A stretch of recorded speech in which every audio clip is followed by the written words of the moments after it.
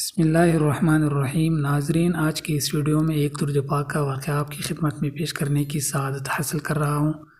ہمارا مقصد صرف اتنا ہے کہ آپ کو زیادہ سے زیادہ درود پاک کے فضائل بتائے تاکہ آپ کو درود پڑھنے کا شوق پیدا ہو اور آپ زیادہ سے زیادہ درود پاک پڑھیں۔ ہر مسلمان کے ضامن حضرت شیخ احمد بن ثابت مغربی رحمۃ اللہ علیہ لکھتے ہیں کہ ایک رات میں بیدار ہوا تو رات کے درمیانی حصے میں نے اپنا ورد وظیفہ پڑھا اور نبی کریم صلی اللہ علیہ وسلم پر درود شریف پڑھنے لگ گیا۔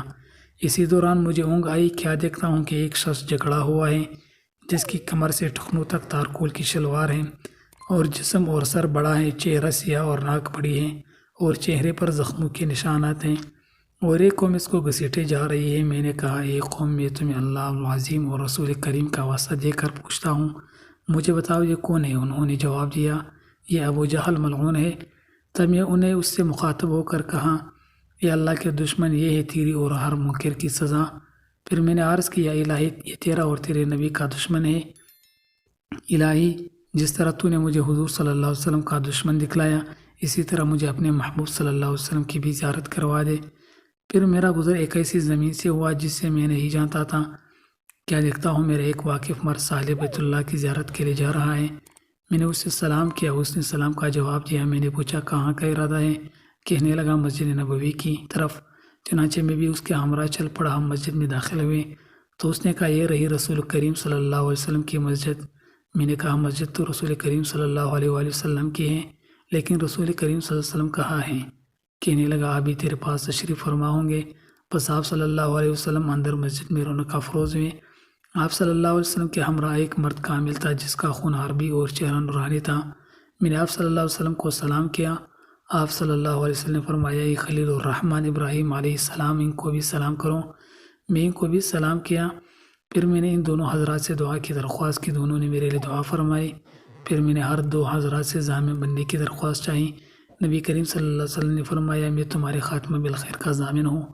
پھر میں نے عرض کی، یا رسول اللہ صلی اللہ علیہ وسلم، مجھے کوئی مفید نصیحت کریں۔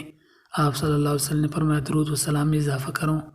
میں نے عرض کیا، حضور صلی اللہ علیہ وسلم جب میں درود و سلام بھیجتا ہوں تو کیا آپ سماعت فرماتے ہیں؟ آپ صلی اللہ علیہ وسلم نے فرمایا، ہاں، اور تیری مجلس میں ملائکہ مقربین بھی ہوتے ہیں۔ میں نے عرض کیا، سرکار صلی اللہ علیہ وسلم، آپ بھی میرے ضامن بن جائیں۔ آپ صلی اللہ علیہ وسلم نے فرمایا، تم میرے ساتھ ضمانت میں ہو۔ میں نے عرض کیا، حضور صلی اللہ علیہ وسلم، میرے ساتھیوں کو بھی ضمانت مل جائے۔ فرمایا، تیرے ساتھی بھی میرے ضمانت میں ہوں گے۔ میں نے عرض کر دیا، میرا فلاں ساتھی؟ فرمایا، وہ مرد صالح ہے۔ پھر میں نے اپنے شیخ کے متعلق پوچھا۔ آپ صلی اللہ علیہ وسلم نے فرمایا، وہ تو اولیاء اللہ سے ہیں۔ میں نے عرض کیا، حضور صلی اللہ علیہ وسلم، آپ ہر اس مسلمان کے ضامن بن جائے جو درود و سلام پر لکھی گئی میری کتاب پڑھیں۔ فرمایا، اس کے پڑھنے والا کے بھی ضامن ہوں اور اس کا بھی جو اس کتاب میں لکھے گئے صیغوں کے ساتھ درود و سلام بھیجیں۔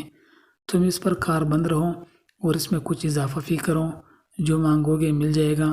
یہ سن کر میں نیند سے بیدار ہو گیا۔ دعا گو ہوں اللہ تعالیٰ مجھے اپنے فضل و کرم سے اپنے نبی کریم صلی اللہ علیہ وسلم کے چہرہ مبارک کی زیارت سے محروم نہ کریں۔ ناظرین، جب درود پاک آپ صلی اللہ علیہ وسلم کی محبت میں پڑھا جاتا ہے تو اللہ پاک خود تمام کام سنوار دیتا ہے، ناممکن کو ممکن کر دیتا ہے اور تمام معاملات اللہ پاک غیب سے پورے فرما دیتے ہیں۔ تو بس درود کو اپنا وظیفہ بنا لیں۔ وہ لوگ آپ کے لیے بہت اہمیت کے حامل ہیں جو آپ کو درود شریف پڑھنے پر لگاتے ہیں۔ مرنے کے بعد پتہ چلے گا کہ درود پاک کا مقام کیا تھا۔ آج سے سچی نیت کیجیے، روزانہ 313 بار ضرور پڑھے گا انشاءاللہ۔